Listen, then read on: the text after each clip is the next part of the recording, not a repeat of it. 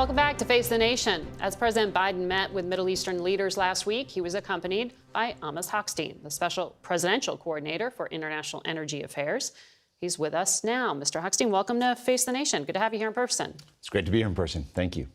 So you were one of the few U.S. officials in the room when President Biden met with Saudi leaders. Why was this trip worth the political risk? What did you get?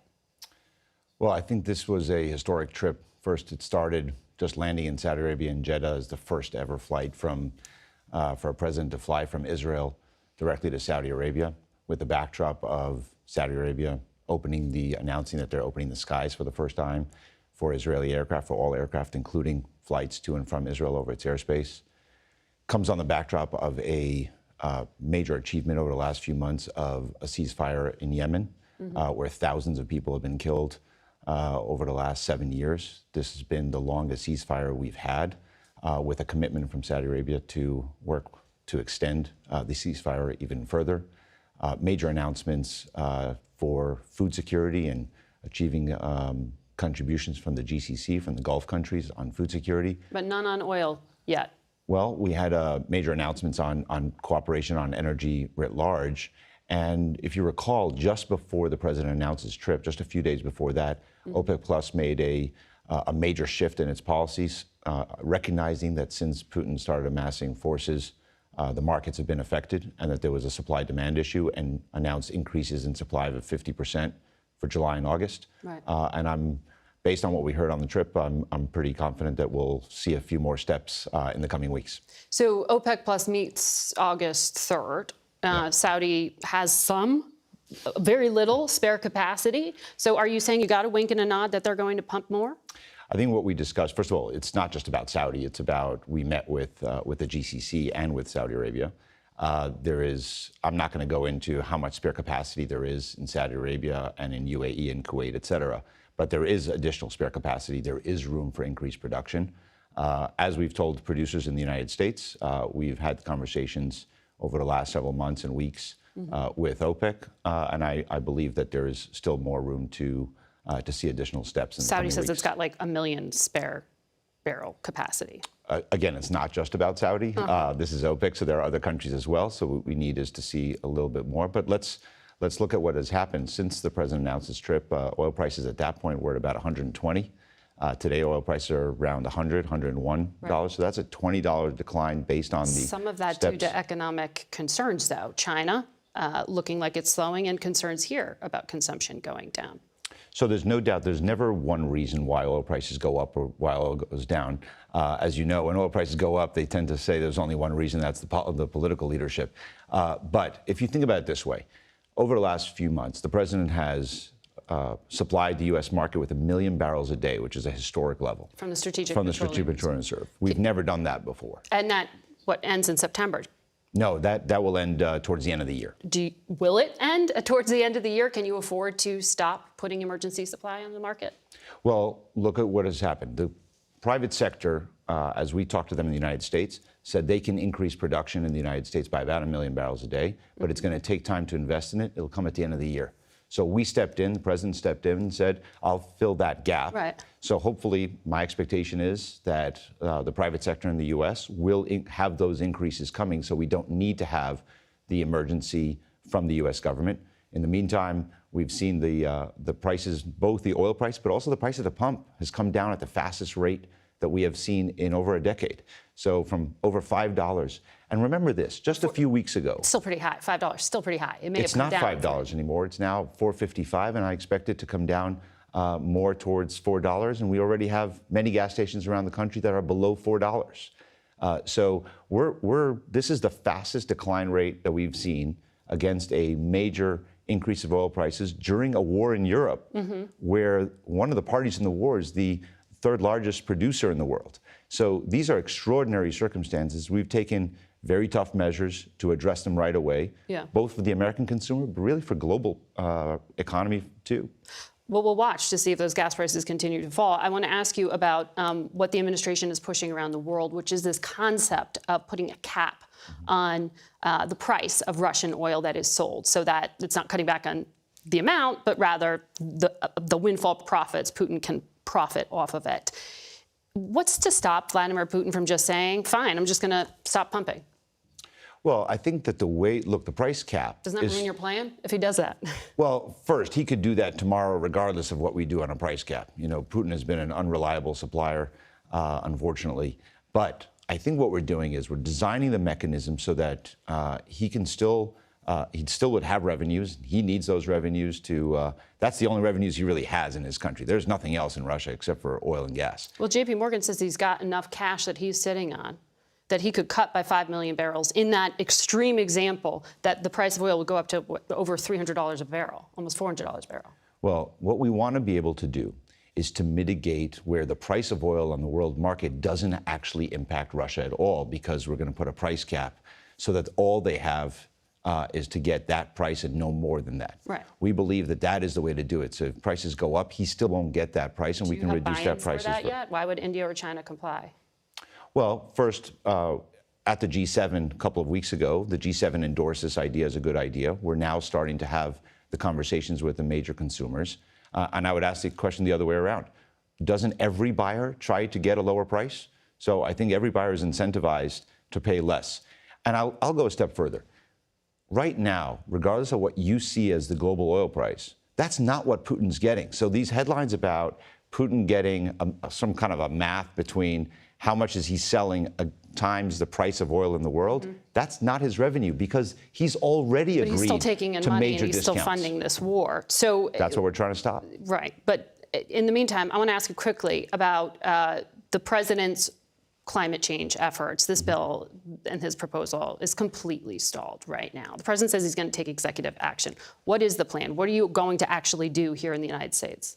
Well, I think we've tried to get a plan where we can incentivize, create incentives for U.S. investment. You can't block new oil and gas drilling, right? You can't do some of those things because they would counter your efforts. Well, I think what we want to do in this bill that we've proposed, and we are hopeful that, we still hope that that's what Congress does, is to give the kind of incentive assurances that we can have additional American investment in climate, renewable energy, electric vehicles. Why wouldn't we want to do that? Why would we want to create an environment in which China's ahead of us? The rest of the world is making the investments and we're not. We want to be able to put the kind of incentives that there'll be additional investment in the infrastructure for renewable energy, for solar, for wind, and for electric vehicles, and for our nuclear fleet in this country. That's how we get to climate. We didn't get that today. The president is determined to take some action that he can through executive orders and through other actions. We'll see what we can do this week and in the coming weeks. But again, I think that the responsibility here is to be able to invest into our future. Whether we like it or not, some don't like it. This is the future of energy markets in the United States and around the world. We got to decide, do we want the U.S. to lead, or do we want the Chinese to lead this? You got to convince Senator Joe Manchin. We'll be talking about that ahead in the segment. Thank you very much for coming in. We'll be right back. For a broader look at some of the economic headwinds we are facing as a country, we're joined now by Jason Furman. He was the chairman of the Council of Economic Advisors under the Obama administration and is now a professor at Harvard. Excuse me. He joins us from Boston this morning. Good morning to you. Inflation is running extremely hot, as you know, up 9.1% over the past 12 months. Shelter, food, gas, all the things the Fed can't really control, that they're hurting people. Are we at the peak yet? You know, Margaret, I don't know. Oil prices have been coming down. Gasoline prices have been coming down. So that headline number, that's the one that Americans really feel could be coming down. What was worrisome in this last report is even if you strip out all the volatile things, the underlying core was actually strengthening. We might see the 12-month numbers rising in the months to come. Ouch. You know, looking at forward planning, Bank of America is now predicting a mild recession in the second half of the year. JP Morgan says the risk of recession is uncomfortably high. But Citigroup's CEO said she sees nothing in the data now to indicate that we're on the cusp of recession. So this is the big money bet. What's your bet? Where are we on the possibility of recession? Look, I'm not that much more worried than I am normally, but I don't have any confidence in that, in part because the economic signals are really unclear. In the first half of the year, it looks like GDP fell, but jobs grew quite a lot. You have business leaders saying they're worried we're going to go into recession, but they're still hiring people. If they're bankers, they're still making loans to people. You have consumers saying they're really negative about the economy, but they're still spending money. It's hard to square a lot of these contradictory signals right now. Right, but you're saying it is quite possible, it's just not clear. Oh, it's certainly possible, but and certainly more likely than it normally is. The risks are much greater than they normally are. But the idea that a recession is a foregone conclusion or even over 50% chance, I don't see that, but I'm looking through a cloudy rearview mirror trying to guess what's going to happen ahead of us. Fair. I want to ask you about something you've been tweeting quite a lot about, and that is the fiscal side of the spending plan here. There have been these weeks of talks, we just discussed it, over the president's proposals on climate spending, a number of other things, and it collapsed, these negotiations, in recent days. You've been tweeting in favor of the Democrats' bill, which apparently would expand an income tax on individuals making over $400,000. Why do you think it's advisable to raise taxes in a period of inflation like that? People like Senator Manchin say we shouldn't be due to inflation. Yeah, so Margaret, Senator Manchin is absolutely right to be more worried about inflation after the Friday report. That means we're going to need to do more. The Fed's probably going to telegraph larger rate increases in the future. It also means Congress should be trying to do their part and helping out. If they can cut the deficit, including raising taxes on high-income households, that would reduce a bit of spending in the economy. It would cool the economy down a little bit and actually take some pressure off the Fed. The Fed would not need to raise rates by quite as much if Congress did their job. So clearly this is a time where everyone should be helping out and bringing inflation down. Well, what's interesting is that when you were on this program back in May, you said one of the reasons the U.S. has incredibly high inflation was the emergency spending that President Biden signed into effect back in March of 2021. And it was spending like that Senator Manchin points to and says, see, this is why we need to wait. So why was he right in the past and he's wrong now to be concerned about spending? Yeah, the difference is that we're talking about something exceedingly different than then. That was $1.9 trillion of new spending. Now on the table was something like $500 billion of deficit reduction. It was a net reduction in the deficit. I think almost anyone, regardless of where they were on the political spectrum that was an expert on this topic, would agree that would lower inflation.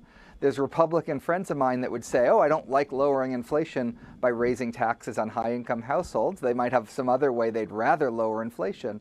But unambiguously, this is going to bring inflation down. And from my values and perspectives, it would bring it down in a fair way, certainly much more fair than the tiny reduction in inflation we'll get if 12 million people get cut off their health subsidies and see their premiums go up at the end of the year. Well, President Biden issued a statement saying he would endorse this slimmed down version of the bill that would, that Senator Manchin is endorsing, that would lower healthcare premiums and prescription drug costs. Are you saying that slimmed down version is just not meaningful?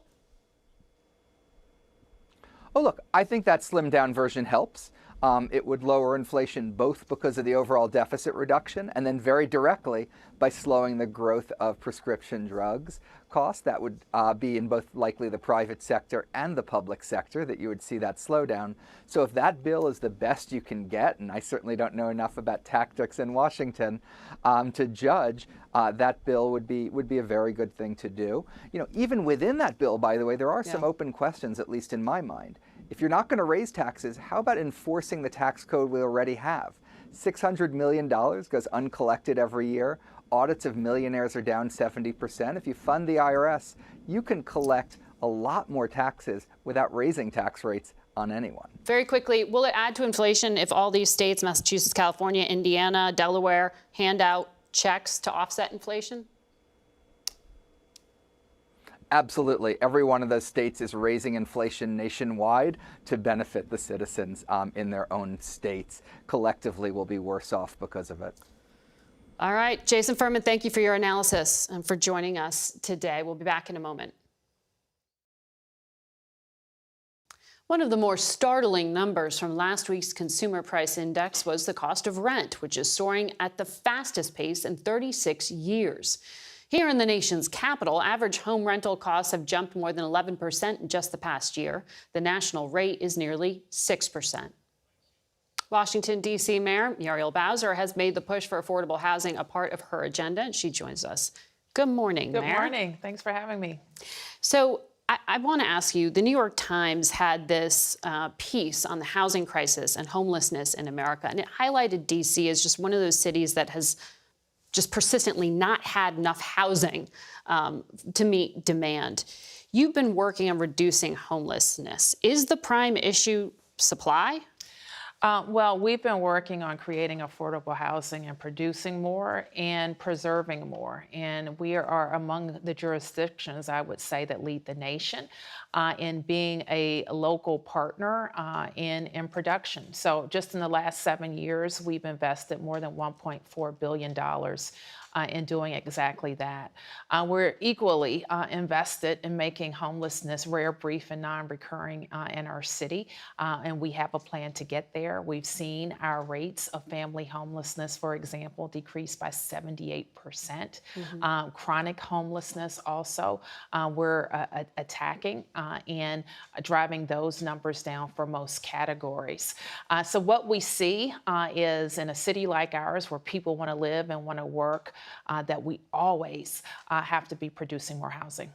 So I'm wondering then, in an environment where we are now, where interest rates are going up, is that discouraging builders from producing what you need? Do you need the federal government to step in and provide some sort of support? Well, we're certainly are going to be able to do less with the very historic investments that we've made. So we're concerned about that. But what I know that we're doing everything locally that we can. We have a tool called the Housing Production Trust Fund. This year alone, we'll invest $450 million in new units. We've set a goal of building 36,000 new units. So we're always looking for the federal government to be a partner. And I have to say that in coming out of this pandemic and everything that the federal government was able to do to help cities like ours keep people housed with American Rescue Plan dollars, with making sure that we're preventing evictions and keep people from getting evicted has been very helpful. The Washington Post reported last week that homeless shelters in D.C. were filling up, and groups are getting overwhelmed by these buses that the governors of Texas and Arizona are sending here full of migrants. How significant is this influx? How many people? Well, this is a very significant issue. We have for sure called on the federal government to work across state lines to prevent people from really being tricked into getting on buses. We think they're largely asylum seekers who are going to final destinations that are not Washington, D.C. I worked with the White House to make sure that FEMA provided a grant to a local organization that is providing services to folks. But I fear that they're being tricked into nationwide bus trips when their final destinations are places all over the United States of America. So it's not just local taxpayers picking up the tab. You're saying the federal government is helping. Well, local taxpayers are not picking up the tab and should not pick up the tab. And we really need a coordinated federal response. We know that it's done for refugees who come to the states from all points of the world, and the same has to be done in this situation. I also want to ask you about monkeypox. 108 infections here in the district, according to the CDC numbers. Is the outbreak more significant than that? And are you prepared for the spike when it comes to available vaccine? You're Democratic colleague in New York City says he needs more vaccine. We need more vaccine. We've gotten just over 8,000 doses. We estimate that we need about 100,000 doses to address the current target population. Wow. So we need more doses for sure, and we know that work is being done. We already have a very robust testing regime, and we've modeled it on what we were able to do with COVID, and we're going to continue to test. And I think because of that robust testing, we're going to see more cases. But we want people to pay attention to ways of protecting themselves, especially by getting vaccinated when the vaccine is available. Has the federal government promised you those doses? We know our health department works with the CDC and others, and so as the vaccine is available, we're going to be ready to distribute it. I also want you have a big portfolio here in the nation's capital. Indeed. I want to ask you about the risk of political violence. Homeland Security has warned the entire country should essentially be prepared for more political violence. How are you planning for it here in D.C.? Well, we as the nation's capital, we're kind of always on high alert as a target of all manner of political violence. And unfortunately, we've seen that of a domestic nature in the last several years. So our Supreme Court justices. January 6th. January 6th, the events surrounding the murder of George Floyd, all. But we also see demonstrations and First Amendment protests throughout the year. Some you don't hear about, but our police are out there working every day to make sure people can peacefully protest, but also keep our city safe. So it is an ongoing high-level interaction with our federal partners, including Federal Homeland Security, all the federal agencies that are in D.C., but our Metropolitan Police Department is there to support them in many cases and lead in others. All right. Mayor Bowser, thank you for your time. Thank you. For coming in Thank today. you. My pleasure. And we will be right back with more Face the Nation. That's it for us today. Thank you for watching. I'll see you Thursday along with Nora O'Donnell, John Dickerson, and the rest of our team covering the January 6th hearings at 8 p.m. Eastern Time right here on CBS. For Face the Nation, I'm Margaret Brennan.